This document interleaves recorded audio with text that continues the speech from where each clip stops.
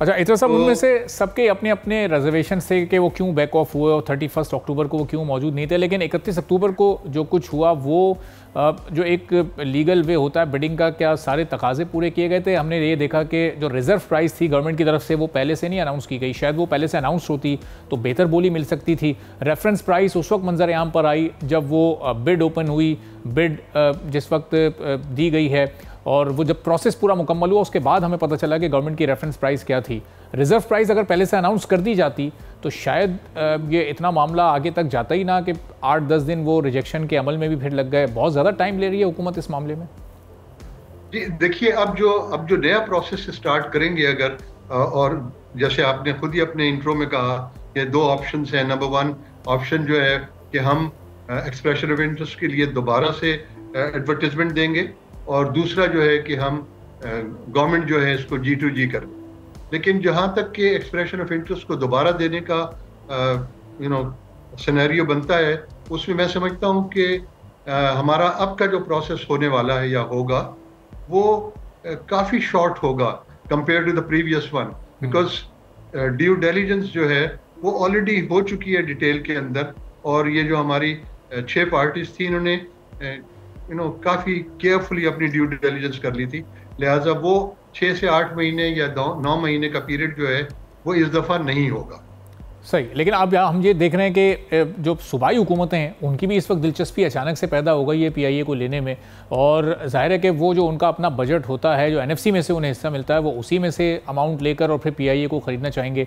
और ये वो तमाम हुकूमतें हैं जो कि अपने अपने अदवार में फेडरल हुकूमत में रहते हुए PIA को बेहतर अंदाज से नहीं चला सकी हैं।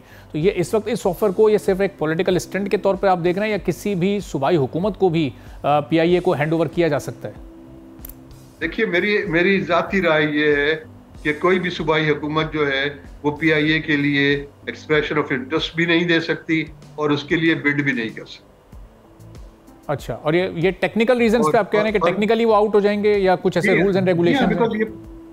बिकॉज फिर ये प्राइवेटाइजेशन तो होगी ही नहीं ना। अगर हमने इसको किसी प्रोविंस के हवाले कर दिया तो ये तो प्राइवेटाइजेशन ना हुई। सही, चाहे वो सूबा उसकी जो कीमत है वो मुकम्मल तौर पर अदा भी करता है, उसके बाद भी ये प्राइवेटाइजेशन की क्वालिफिकेशन में नहीं आएगा। सर वो कितना भी इसकी प्राइस लगा दे, सबसे पहले तो ये है कि उसको ये बताना है कि ये प्राइस जो है ये उसके पास मौजूद है, ये इतना कैश फ्लो उसके पास, फ्री कैश फ्लो मौजूद है, जो कि उनके पास नहीं होगा, नंबर वन। और नंबर टू ये है कि सूबों की ये कैपेसिटी ही नहीं है कि वो एयरलाइन रन कर सके। ठीक है, और अब जो शेयर्स का ये एक मसला है, चूँकि आरिफ हबीब साहब भी आए थे मेरे पास यहाँ प्रोग्राम में, और फिर उनके बाद जेरीस के जो ओनर थे वली साहब वो भी आए।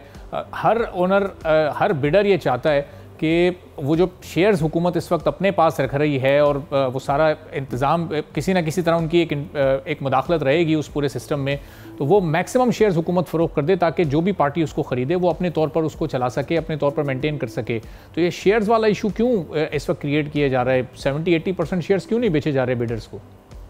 देखिए, 60% में भी कोई बुराई तो नहीं है, कोई कबाहत नहीं है, बिकॉज 60% अगर शेयर्स दिए जा रहे हैं तो आपके पास बोर्ड के अंदर मेजॉरिटी मौजूद है, तो आपको इसमें किसी किस्म की कोई फिक्र या तरद्दुद नहीं होना चाहिए। और एक जो चीज़ जो मैं जब वक्त होगा अगर तो एंड में और भी कहना चाहूँगा कि हमने तो पास्ट के अंदर 25% के ऊपर भी मैनेजमेंट ट्रांसफ़र की है बहुत सारे केसेस के अंदर। बिल्कुल, PTCL की मिसाल हमारे सामने है जहाँ इत्तसलात 26% का शेयर होल्डर है, लेकिन पूरा का पूरा इंतजाम वही रन कर रहा है।